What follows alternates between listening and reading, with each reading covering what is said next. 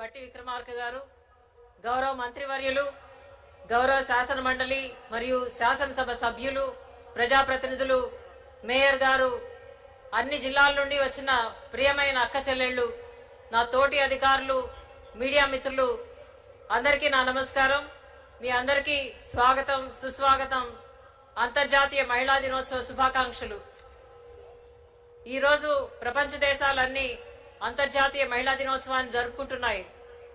దాదాపు 3.5 దశాబ్దాల క్రితం రోజుకు రూపాయి పొదుపుతో ప్రారంభమైన మన మహిళా సంఘాలు పొదుపు అప్పుల స్థాయి నుండి వ్యాపారాలు, ధాన్యం కొనుగోలు, కుటీర పరిశ్రమలే కాకుండా అనేక సామాజిక బాధ్యతలు విజయవంతంగా నిర్వహిస్తున్నారు. రాష్ట్రంలో స్వయం సహాయక సంఘాలు 65 లక్షల సభ్యత్వంతో 5.5 కోట్ల మూలధనంతో ఒక బలమైన వ్యవస్థగా ఎదిగాయి. ఇక్కడ కూర్చున్న మహిళలు అనేక భాషలు నేర్చుకొని దేశంలో అన్ని రాష్ట్రాలు తిరిగి తమ తోటి మహిళలను చైతన్యపరిచి సంఘాలుగా ఏర్పాటు చేశారు.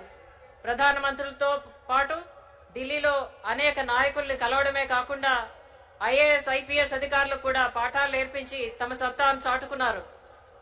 ఎముకలు గడ్డగట్టే చర్యలో సరిహద్దు ప్రాంతాలైన జమ్మూ కాశ్మీర్, ఈశాన్య రాష్ట్రాల్లో తిరిగి మీరు సంఘటిత పరిచిన మహిళా సంఘాలను చూసి నేను కూడా ఎంతో స్ఫూర్తి పొందాను. నా జీవితంలో ఎంతో విలువైన పాఠాలు నేర్పిన మీ అందరికీ నా కృతజ్ఞతలు.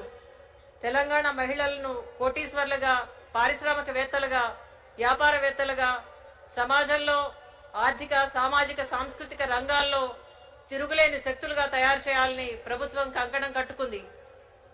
2024లో విడుదల చేసిన మహిళా శక్తి పాలసీ ద్వారా ఈ సంవత్సర కాలంలో మన ఎస్హెచ్జి మహిళలు ఎన్నో విజయాల మెట్లు ఎక్కారు.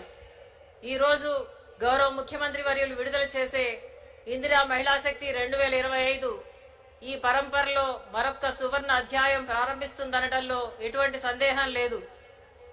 అందుకున్న విజయాలను అందరికీ పంచుదాం, స్వర్గం అనేది ఎక్కడున్న నేలపైకి దించుదాం అనే విజయోత్సాహంతో 1,00,000 కోట్ల లక్ష్యం వైపు దూసుకుపోతున్న అక్క చెల్లెళ్ళందరికీ మరొకసారి మహిళా దినోత్సవ శుభాకాంక్షలు తెలియజేస్తూ జై హింద్.